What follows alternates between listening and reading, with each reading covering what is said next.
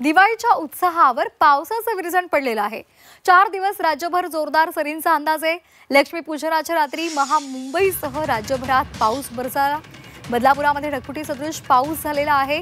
एका तासात 101 मिलीमीटर इतक्या पावसाची नोंद झाली आहे। दिवाळीच्या धामधुमीमध्ये पावसाची धूम पाहायला मिळाली। आकर्षक आकाशकंदील, रांगोळ्या आणि रोषणाईच्या झगमगाटामध्ये अशा वातावरणामध्ये लक्ष्मीपूजनाच्या दिवशी मुंबई, ठाण्यासह राज्यभरात पावसाने हजेरी लावली।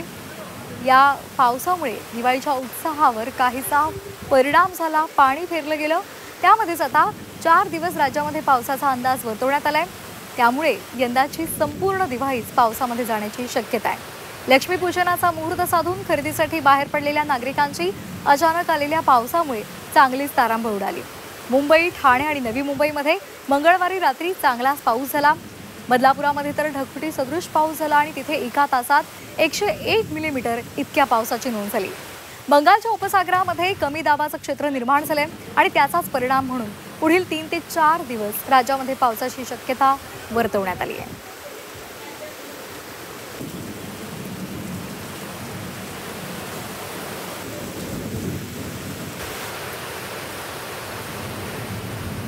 तर आपण ही दृश्य पाहतोय छत्रपती संभाजीनगर, त्याचबरोबर रायगड, बीड आणि पुणे, रांजणगाव आणि कोल्हापूरमधली ही दृश्य।